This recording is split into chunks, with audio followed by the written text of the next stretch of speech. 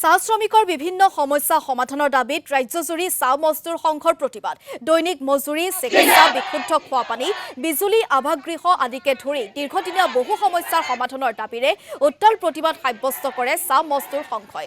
হাতে হাতে play card লৈ বিভিন্ন শ্লোগানেৰে ৰাজ্যৰ ভিন্ন প্ৰান্তত প্ৰতিবাদ সাব্যস্ত কৰে চাহ শ্ৰমিকে।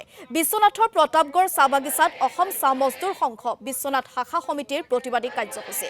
চাহ বাগিচাৰ কাৰ্যালয়ৰ সন্মুখত প্ৰায় ৫ শতাধিক চাহ শ্ৰমিকে প্ৰাপ্য দাবীৰ বিভিন্ন সমস্যা সমাধানৰ দাবীৰে প্ৰতিবাদ সাব্যস্ত কৰে।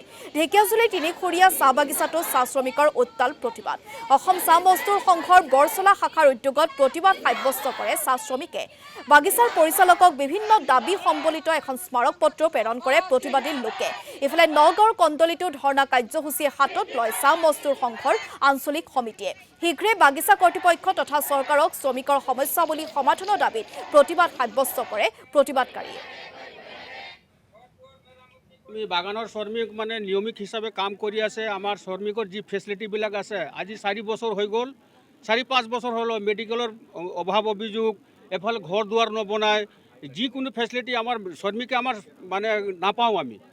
আৰু শ্ৰমিকৰ মানে আমি খাটি খোৱা, আমি দৈনিক হাজিৰি কৰা মানুহ, আমাৰ মানে সময়মতকে আমাৰ মেডিকেলৰ মানে একেবাৰে মেডিকেলটো একেবাৰে বেয়া। যোনটোত আমি জীয়াই থাকিম সেইটো, আৰু ৰেচন পাতি, দৰমহা চৰমহা এইবিলাকৰ মানে সময়মতে আমি মানে নিৰ্ধাৰিত হিচাপে আমাৰ নাই মানে সেইবিলাক বস্তু। চাহ শ্ৰমিকৰ যি মৌলিক অধিকাৰসমূহ যি দাবী লৈ আন্দোলন কৰিছে, এই আন্দোলনত আজি আন্দোলন কৰিবলগীয়া হৈছে। কিন্তু বিজেপি চৰকাৰে একদম কমপ্লিটলি ফেইলিয়াৰ। কাৰণ আজি চাহ শ্ৰমিকসকলৰ যি মৌলিক অধিকাৰসমূহ দিব পৰা নাই, যি ধৰণে হওক মেডিকেল ফেচিলিটি হওক বা ঘৰৰ ব্যৱস্থা হ'ব লাগে।